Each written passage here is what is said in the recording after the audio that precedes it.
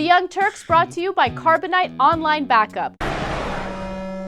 As we've been telling you about these budget compromises, the one thing that has not been mentioned often is Social Security. The president left it out of his speech. That's a great thing, because if he was going to put it in, he might have put in that we were going to cut it. And he left it out of his State of the Union, too. Fantastic. Okay? Of course, the Republicans have hinted that they would love to cut it. Unsurprising. So what is the Gang of Six going to do? The Gang of Six, 3 Republicans, 3 Democrats. One of those Democrats is Mark Warner. We showed you on the program yesterday that over the weekend he said that they will have to do Social Security reform, and they will have to do cuts of Social Security. Disaster.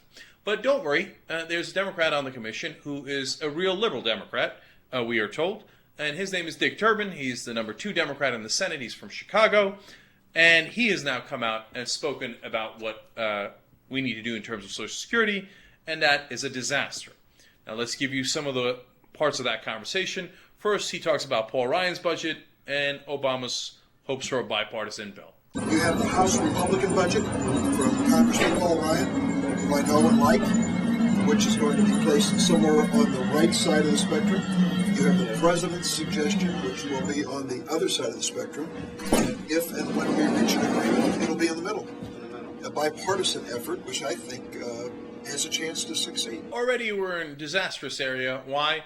Because we're not talking about splitting the difference between Paul Ryan and the Progressive Caucus's budget, which exists but is apparently totally ignored by so-called liberal Dick Durbin. We're talking about the president's proposal, which is already conservative, as the left flank, and Paul Ryan's budget as the right flank. And now Dick Durbin is saying that they're going to go to the middle of that, and as I told you earlier, then they will probably go between that and Ryan's plan again. So it's already a horrible beginning. When asked, hey, how about Bernie Sanders? He's put together a progressive proposal. Here's what Dick Durbin replies. I think Bernie's going too far with his language. Dismiss it out of hand.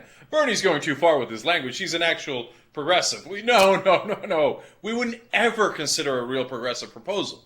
Remember, this is supposed to be a liberal Democrat who's negotiating with the Republicans, and instead he's doing them favors and saying, oh, our progressive? Oh, no, he's going too far. We won't even consider it. Great. Now, when you get to actual Social Security, here comes Dick Durbin's lies. In 2037, as we know it, Social Security falls off a cliff. There's a 22% reduction in payments, which is really not something we can tolerate. If we deal with it today, it's an easier solution than waiting. I think we ought to deal with it. Many of my colleagues disagree and say put it off to another day. But from my point of view, leaving it out makes it easier politically. Including it, I think, meets an obligation which we have to senior citizens. So, there he is, adopting 100% of the Republican talking points. Social Security is falling off a cliff. Really? On which planet? As he himself acknowledges, it cannot pay 22% of its obligation 26 years from now. It pays 100% for 26 years. And then, at the end of that, maybe it only pays 78% of the obligation. In which world has that fallen off a cliff? Well, Dick Durbin is trying to mislead you. He's trying to get you to panic so that when they propose Social Security cuts, you go along, you bow your head, you go, oh, well, the liberal Dick Durbin agrees with the conservatives that we absolutely positively have to cut Social Security. By the way, why are they doing this? Because they spent the $2.5 trillion surplus that Social Security has. And now they don't want to pay you back. They got to pay back other people, their other creditors, China, Saudi Arabia, etc.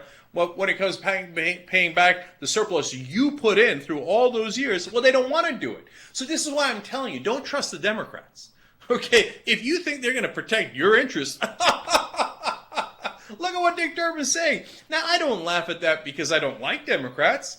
Okay, I laugh at that because of the evidence. Eventually, you're going to have a computer disaster, your computer is going to crash, and you're going to lose all your files. But with Carbonite Online Backup, you don't have to worry about any of that because it automatically saves your files off-site. You can access all of your backed up files from any computer remotely, or if you want, you can also access your files through an iPhone or BlackBerry with Carbonite's awesome free app. Carbonite costs just $55 a year for unlimited backup for your PC or Mac. Think about it, that's less than $5 a month. Get a free trial at Carbonite.com by using the promo code TYT, and you also get 2 months free if you decide to buy.